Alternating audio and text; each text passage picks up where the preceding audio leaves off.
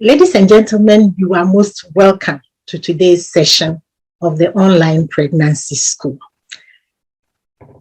If you are joining us for the first time, this is the Online Pregnancy School, and my name is Dr. Linda Vanut.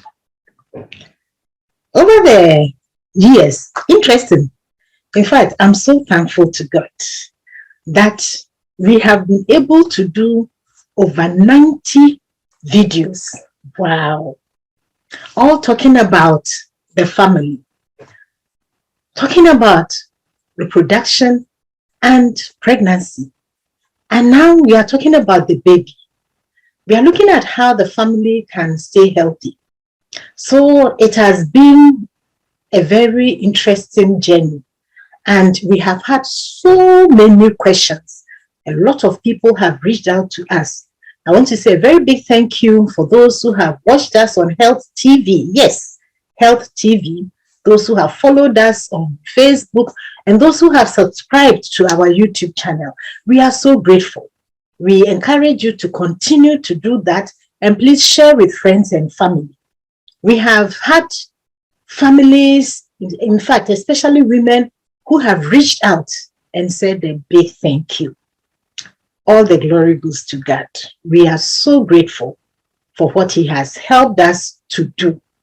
So if you haven't done that yet, just go ahead and hit the subscribe button. And remember to turn on the notification bell. We don't want you to miss any of the sessions we bring your way. And also share as widely as you can. You see, it's unfortunate that women become pregnant, they go through the antenatal, but they still have questions unanswered, and therefore they go to deliver and they have challenges which could have been prevented if they knew a little bit more about what was happening to them and what they could do. So if you are near a place where they run the pregnancy school, I would encourage you to attend the pregnancy school, please. Because there you have an opportunity to ask questions. You will meet other pregnant women. You can share ideas. The nurses and midwives are very friendly when they go for the antenatal classes or the pregnancy school. So please visit those places and join them. We brought the pregnancy school so that we'll have other avenues for pregnant women and their husbands to interact with the health sector. So please take advantage of that. And this session is the online one, the online pregnancy school. The COVID gave us an opportunity to come up with the online pregnancy school, and we have reached many families, thousands of them, thousands, because people have joined us on YouTube, on Facebook, and on Health TV, and therefore we have been able to give them some information which has been useful. And for those who have even reached out to us from outside our local country of Ghana, we say a very big thank you to you. Continue watching and please share with friends and family. I also want to draw your attention to the fact that some people have sent us messages and questions, and some of them have told us about the need that they have.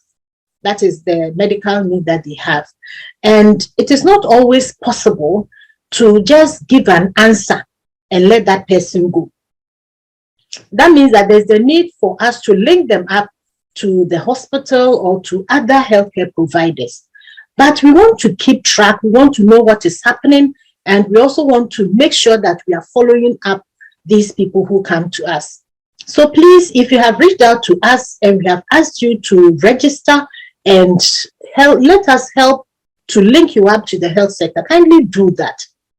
You pay just a very minimal fee because we need to do administrative work. So please do that so that we can continue with the treatment and make sure that you get the best out of what we are doing.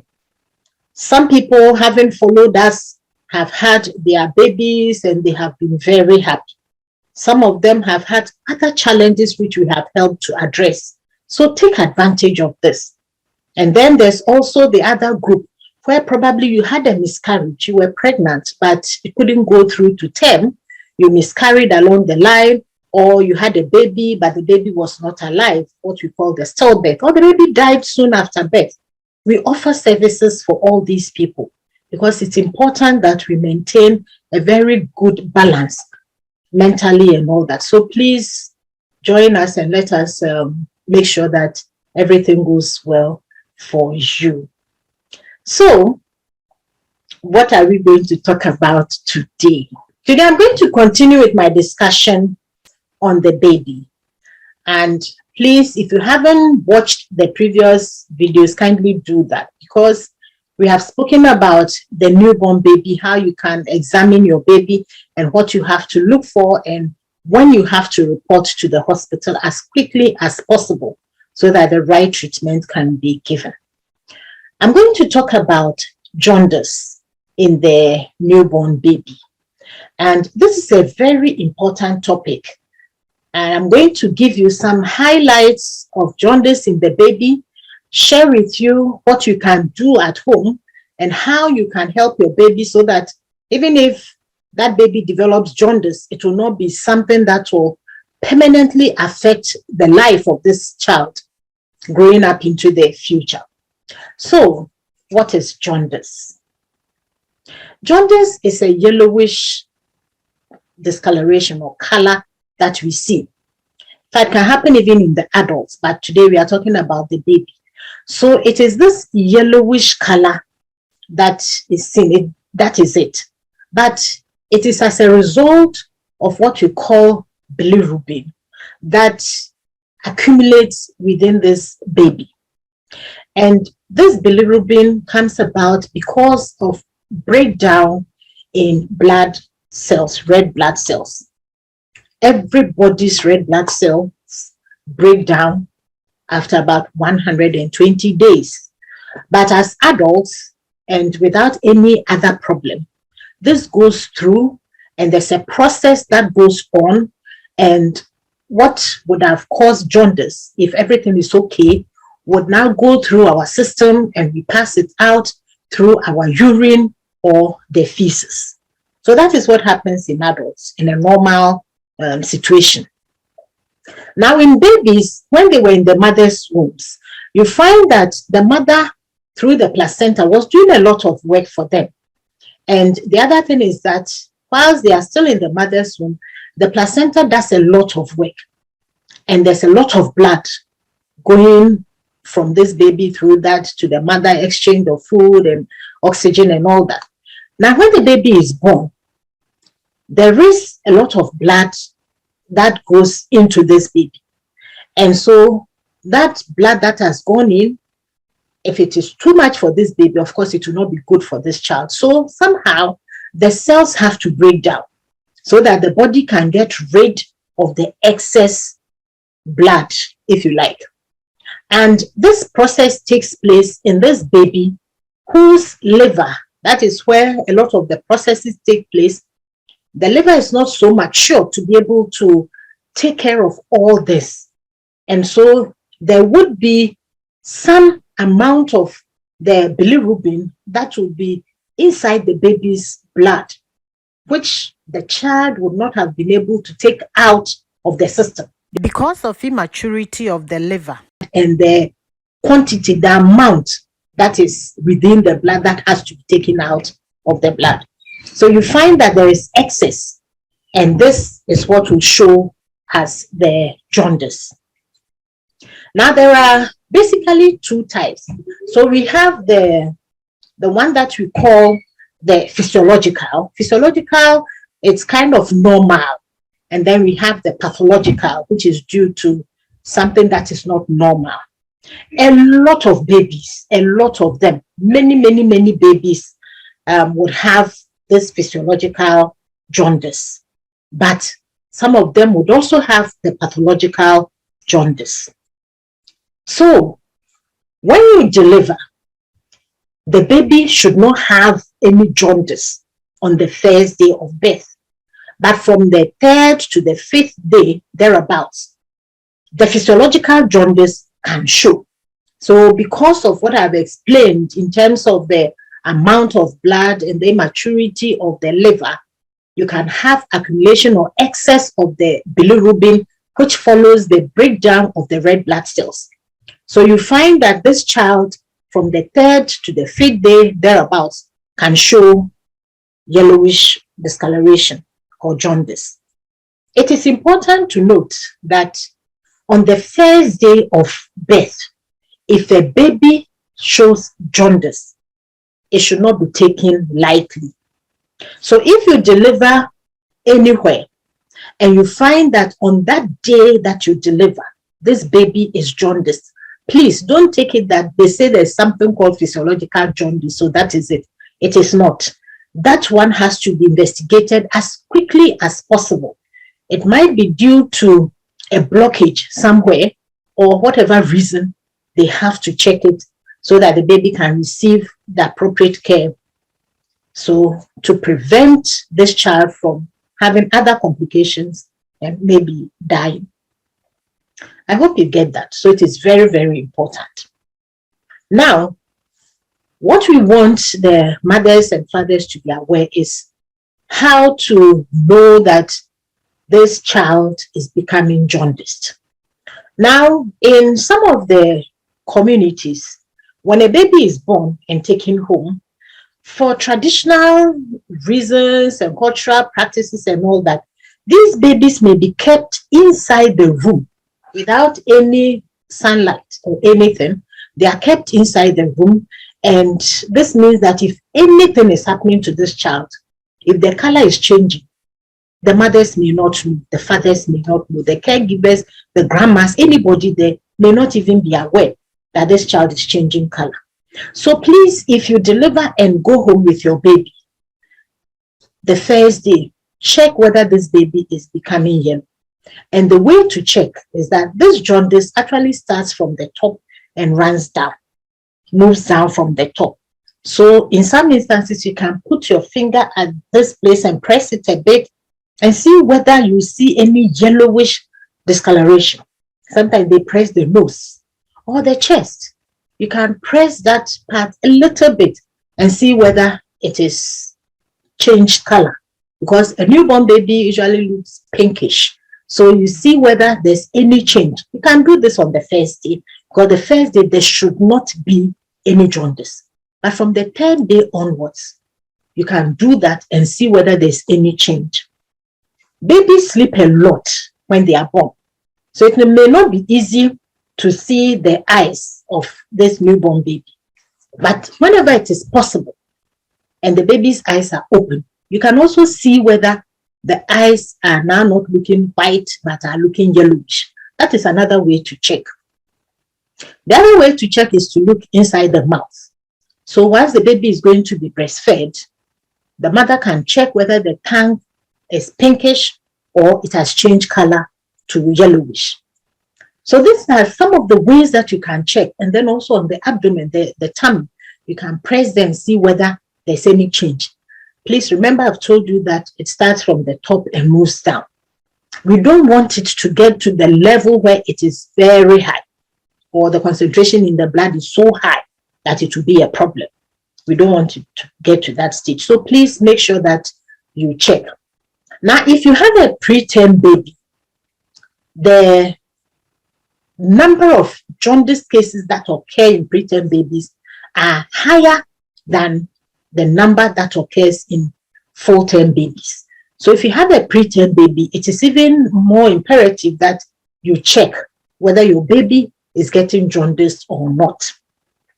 Because for them, the liver is even more immature to handle the breakdown of these red blood cells in the baby's body. Ladies and gentlemen, if you have just joined us today, I'm talking about jaundice. And I want to draw our attention to how in the home we can check these babies so that we prevent them from developing jaundice that will be a problem for them for the rest of their lives. So I've explained how the breakdown comes about, the red blood cells, and then we have the bilirubin, which can build up because the baby is immature or has immature liver, and it can continue like that. So what can we do in the home? In the home, one of the things we can do is to let the babies have some sunlight. So if you are inside the room, you can put this baby on your bed close to the window in the morning so that the baby can have some sunlight. And the baby needs the sunlight for you to also see what is happening to the baby. So that is one of the things that you can do. Just put the baby there, and for some time, 30 minutes, you keep the baby in there, and then you bring the baby out and be watching whether the baby's color is changing from the third day onwards. On the first day, if you see a change, a small amount of yellowish anywhere, please, straight away, take the baby to the hospital. So this is what we want you to know. And also continue breastfeeding. If you are breastfeeding this baby, continue breastfeeding. The baby needs to be hydrated. The amount of water in the baby needs to be good so that the baby can pass urine and pass stool and everything. So keep the baby well hydrated by breastfeeding this baby as much as possible. Ladies and gentlemen, what else should we be looking out for? We don't want it to get to a stage where it is past where we can save this baby's life. But if you have a baby, you find that this baby is not feeding well, or the cry is weak. The baby is not like when you brought the baby home. Please, don't stay at home. Take this baby to the hospital for assessment and treatment. It is really important. Now, if we don't take care of this baby, then what will happen? One of the complications that we want to avoid is for this bilirubin to build up and go into the brain. It can easily get there, and when it gets there, it can cause permanent brain damage to this child for the rest of the child's life. So we don't want it to get to that stage. Unfortunately, we have seen babies that have been kept inside the room. They did not see that the color was changing, and the babies became jaundiced, and the jaundice went on and on and on, and then the bilirubin was so much it affected the brain, and these babies became permanently harmed for the rest of their lives. We don't want it to get to that stage. So please watch the babies when you take them home. If you are not sure, go to the hospital. It will be good for you. So now, how do we manage these babies? Sometimes they can tell you you can manage this baby at home because they will check the blood and see the level of bilirubin that we have to see whether this is something that can affect the brain and cause permanent damage, or it is something that is mild and can go away. For a lot of babies, within 2 weeks, you find that the jaundice clears and there is no damage. But a few of them, if it is left unnoticed and untreated, you can have the bilirubin going into the brain. That's one big thing that is preventable. But unfortunately, we have a lot of babies that have suffered from kernicterus, where the brain is damaged by the level of bilirubin that was in the child's blood. This is preventable, and this is why I want to talk to you about this. It is preventable, and we don't want the babies to get to that stage. So if you are told to manage the baby at home, it doesn't mean that you should just stay with the baby and not observe because you have gone to the hospital and they say that it's okay. Maybe the day that you went to the hospital, the bilirubin level was okay for the child to be managed at home. But as you go home, if you find that the eyes are becoming more yellow, the skin is becoming more yellow, the palms, the sole of the feet are now yellow, the child is not feeding well, the child's cry is weak and all that, please, it means that it's becoming worse. So quickly take this child to the hospital to prevent the permanent damage to the child's brain. That is key. Now, The other thing that can be done for you is that the child can be admitted at the hospital. If you go to the hospital and they find that the bilirubin level is such that they have to keep this child at the hospital, please allow the child to be kept at the hospital so that treatment can be given. Now, they can put this child under a special light. I'm sure some of you have seen that before. They put this child under the special light and they do what they call the phototherapy.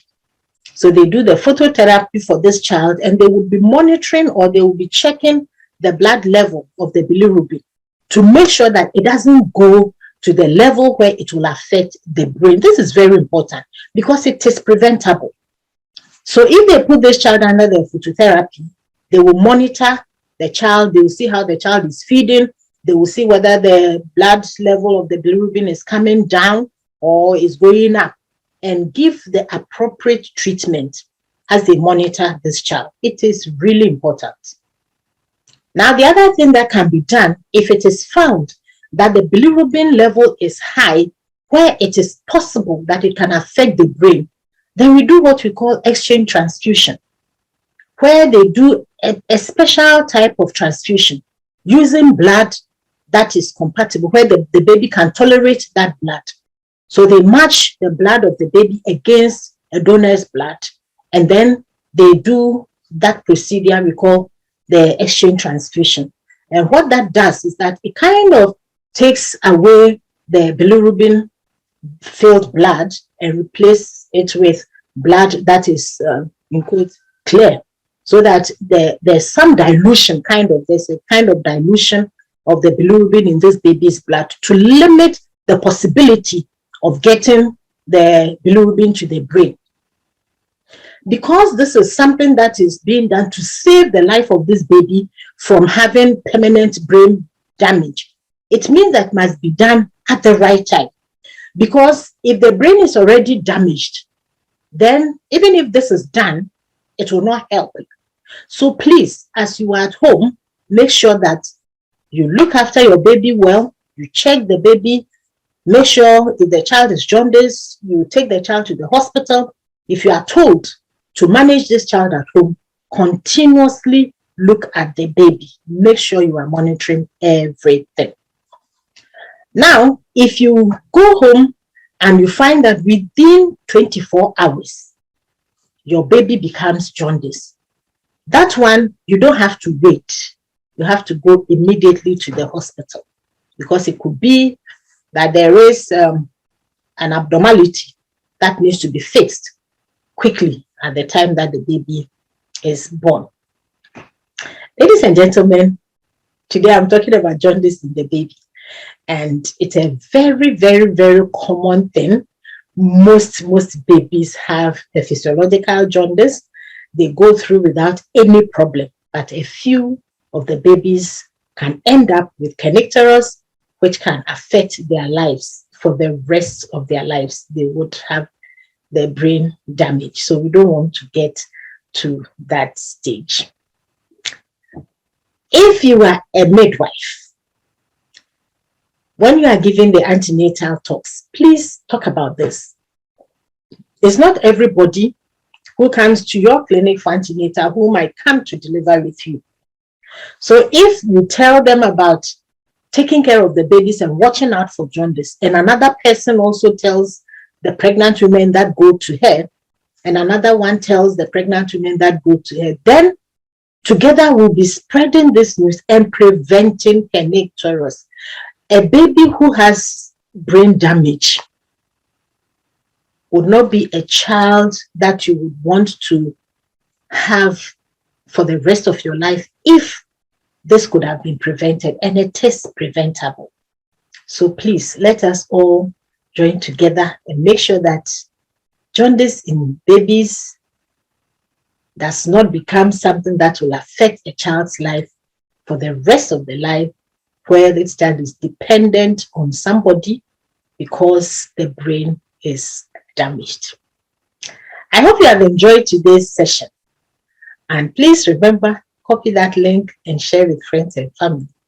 And also make sure that you subscribe to our YouTube channel, follow us on Facebook and Health TV Follow us.